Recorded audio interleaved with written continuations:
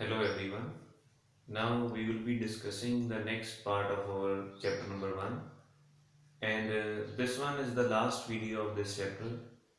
So after this video, if you people will be having any type of doubts, so you can contact me and I will again revise you this chapter through one short video. So let's start. So earlier we were discussing the interconversions of different states of matter from one to another. Now this is also the interconversion, but this one is different. Earlier direct conversion of solid to liquid or liquid to gas we had discussed, but in this particular process there is direct conversion of solid to the gaseous state. Here one thing is important to note, that there is no formation of liquid state. Liquid state is not found. Like if we want to convert water, ice into steam. So what will happen? First of all, ice will melt to liquid water and then it will convert to the steam. But some substances are present in the nature which directly get converted to the gaseous state without formation of liquid. Such substances are known as sublimating substances or agents, and the process is known as sublimation. Many examples are there like camphor, the naphthalene balls which are generally kept in washroom urinals, that is also the example of sublimating substance or agent. And ammonium chloride is a salt, iodine, odonil, different examples are there which exhibit this phenomenon. So you need to focus that sublimation is the process in which solid directly changes to gas without formation of liquid state. Clear? Odonil have you seen?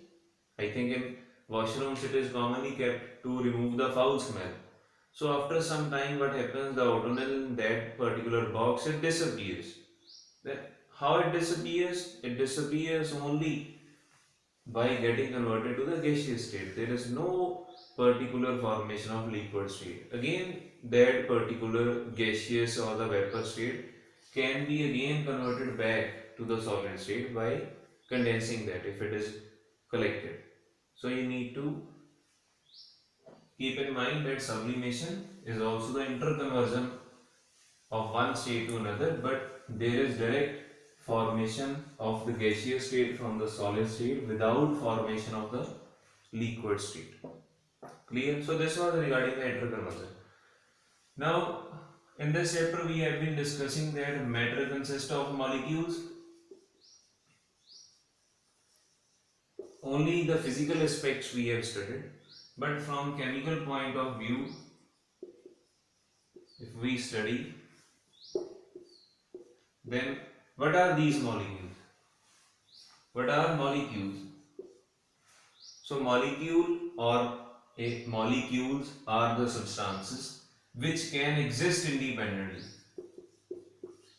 They are the smallest substances which can exist independently, like normally gases. Hydrogen is a gas, we know it is present in our air. Oxygen is also a gas. Chlorine is a gas. Then argon, neon, krypton, different examples we are having, nitrogen, etc. All these are gases. These gases always exist in the form of a substance that we call as molecule. These molecules are found from the elements. These molecules are also found from some part which we call element. And element is a pure substance. An element is a pure substance and it cannot be broken down. What is element? A pure substance which cannot be broken down, and this is the smallest particle from which molecules, atoms or the compounds are formed. Molecule, just now I had said it is the smallest substance which can exist independently. What is element? It is a pure substance which cannot be broken down. Either you apply any physical mean or you apply the chemical mean. What is atom? atom, it is also the smallest part. Atom is also the smallest part, and it is also made from element. Atom is also made from the element, but it cannot exist independently. Cannot exist. Molecule can exist independently. Atom cannot exist independently. It is also the smallest part, and molecule is also the smallest part. In some cases, atoms can exist independently. So, three terms just now you have learned. What is element? It is a pure substance which cannot be broken down. What is atom? It is the smallest part of an element that can or cannot exist independently. Mostly it does not exist. And what is molecule? Molecule is the smallest part of an atom or element which may has independent existence. Okay, generally molecules exist independently. So these three terms you need to keep in mind: element, atom, and molecule. Now in chemistry we use simple symbols which we call chemical symbols. Chemical symbols for different elements. We know 118 elements are discovered so far, and all these elements have a unique symbol. Like for hydrogen we use the symbol H. For helium we use He. For lithium we use Li. For beryllium we use Be. Why these symbols are chosen? Because in order to convey the chemical information, it is easy for with this particular symbol. We need not to write again and again complete name. So small terms, small symbols are used. Not small term, not small symbols. Chemical symbols are used, and one chemical symbol, it represents one atom. Now hydrogen, just now we learned that hydrogen is a molecule. So in hydrogen molecule, two hydrogen atoms are present. So one molecule contains two atoms in one molecule. Similarly, nitrogen, it has again the N2 formula. Oxygen has O2, chlorine has Cl2, helium has simply He. So this is monoatomic, that you will learn in your next chapters, the detailed part regarding this one. So far you must learn the symbols, what is element, what is compound, what is molecule, what are these called. Like H2, it comprises two atoms, N2 also comprises two atoms, O2, Cl2. Clear? Now as we had learned earlier that molecules in different states of matter, that is held together by intermolecular force. Similarly, the molecules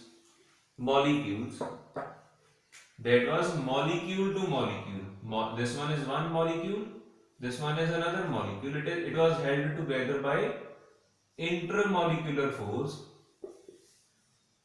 Similarly, if one molecule is there, that molecule is made from the atoms. Like H2, hydrogen is one molecule. It is one molecule, and it has how many atoms? It has two atoms. So these two atoms, they are held by chemical bond.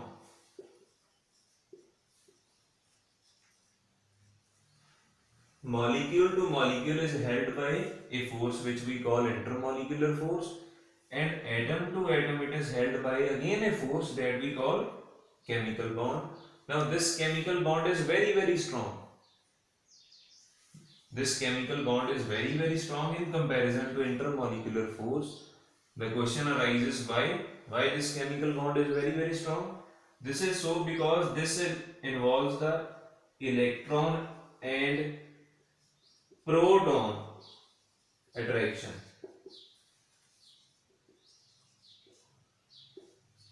This is because chemical bond involves the electron and proton attraction, and the oppositely charged particles, they attract each other very strongly, hence this bond is very strong, this force is very strong, so that makes this bond very strong, this one is weak. So whenever question comes which one is stronger, so you have to keep in mind that chemical bond is stronger than the intermolecular force. What are electrons, what are protons?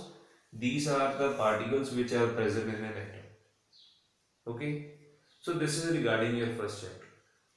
You need to learn in this chapter first of all what is matter, then what are the different states of matter, then what are the properties of different states of matter that we discussed, like compressibility, shape, volume, thermal expansion, fluidity. Then after that you need to learn about the interconversion of one state of matter into another state of matter. After that, this one, journal, elements, compounds, molecules, and the force that governs these particles together. Okay, thank you. And please do watch all these videos. If anyone will be having any doubt, then we will discuss in the next revision class. So that will be a short video based on the complete chapter. So that before that, you must go through all these videos very carefully. Okay, thank you.